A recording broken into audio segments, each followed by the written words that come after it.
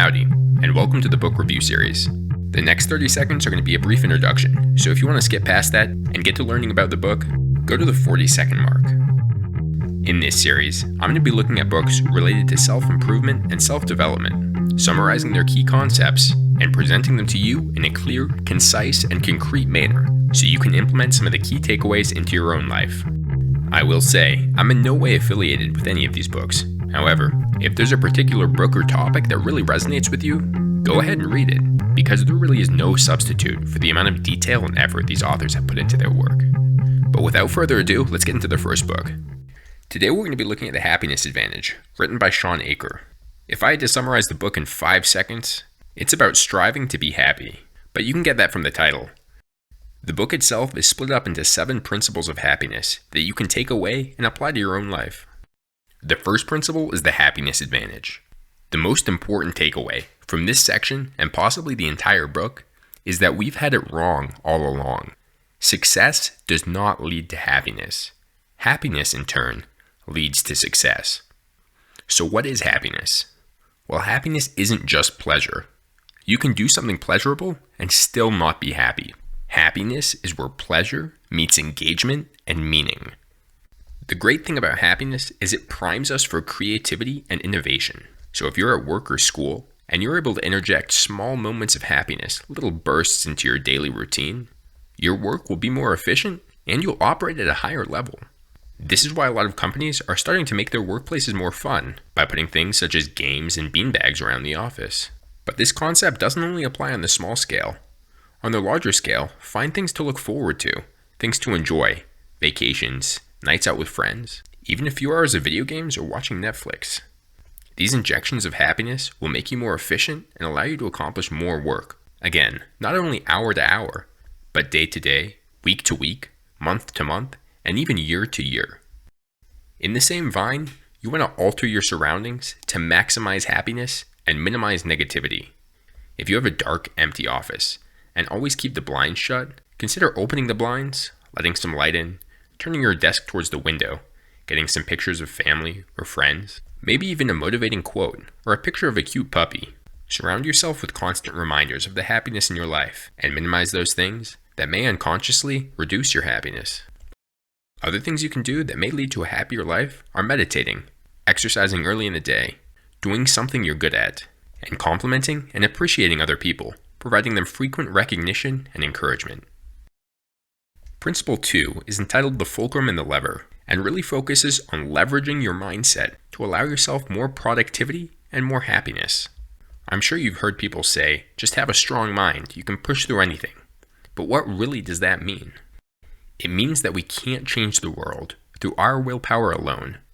However, we can change the way our mind perceives the world, in turn, changing the way we react to it. Some of you may have heard of expectancy theory or self-fulfilling prophecy. The idea behind this is beliefs and expectations can actually alter our physical reality. If you believe in yourself, the results will be positive. You don't lose anything by believing in yourself. Admittedly though, leveraging your mindset can be difficult. So to help with it, focus on the intrinsic value of the activities you're doing. This means focus on what you gain from what you're doing. For me, sitting here making this video is kind of tiring. But if I use this as an opportunity to relearn and re-review some of the happiness concepts detailed in this book, all of a sudden, the work becomes more meaningful. And while it still may be tedious and difficult, it's just that much easier to push through. On top of this, remind yourself of your strengths and reasons that you will succeed. Our external circumstances only predict about 10% of our happiness. The rest is from within. At the end of the day, the one person who decides your happiness is you. Principle 3 is called the Tetris effect. This term was coined based off the video game Tetris. People who played the game day in and day out started noticing that when they weren't playing Tetris, when they were driving around, walking around, they'd actually see the Tetris blocks. They would see how buildings may fit into each other. They'd dream about these Tetris blocks, and when they closed their eyes, they'd see them too. But the beautiful thing about this is it doesn't only apply to video games. It can be extrapolated into positive and negative thinking. Lawyers will look for flaws in arguments. Traders will constantly assess risk.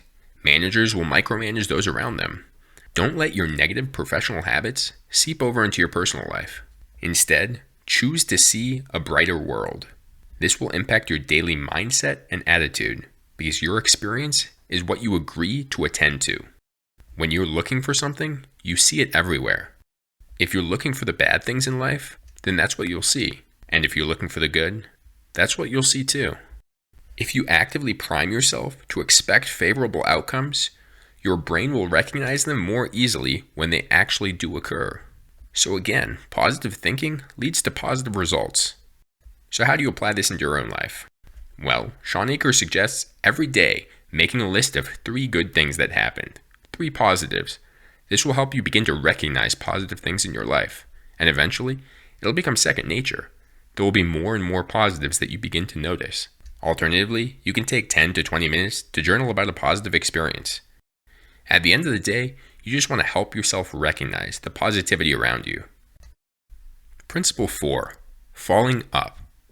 This is all about recovering from trauma, accidents, and failure. These seemingly negative events are actually opportunities for growth. The greatest opportunities for growth are after a failure or trauma. Instead of running away from failure, embrace it. Now, I'm not suggesting to go out and actively fail, but if it just so happens that you do fail, make the best of it. It's a learning opportunity and a learning experience. Fail early and fail often. Unfortunately, humans and animals alike adopt a mentality called learned helplessness. That is, they develop a mindset that no matter what they do, they'll fail. So they stop even trying, even if a solution is right in front of them.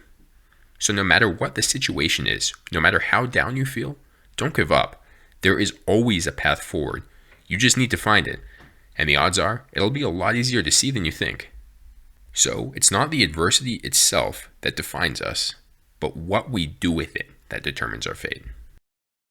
Principle number 5, the Zorro Circle. This principle can be broken down really simply. If you have a problem in your life and something you need to take care of that may seem overwhelming, start small. Focus on one small area and just complete that one area. Then, gradually encompass more and more. This is a recipe for success. It gives you the little rewards from accomplishing these small goals on your way to the bigger successes. Importantly though, understand that success takes time. You're not going to get from the bottom of the stairs to the top of the stairs in one step. You have to take one stair at a time, or sometimes 2. So importantly, before you react, think. Determine what you do and don't have control over. Some things you can't change, so focus on the things you can change and don't stress about the things you can't. But if you are, just know that verbalizing stress is the first step towards regaining control. As you'll see in Principle 7, it's important to have somebody to talk to. But even if you don't, writing things out, writing stresses out, can help alleviate some of that pain. Principle number 6, the 20-second rule.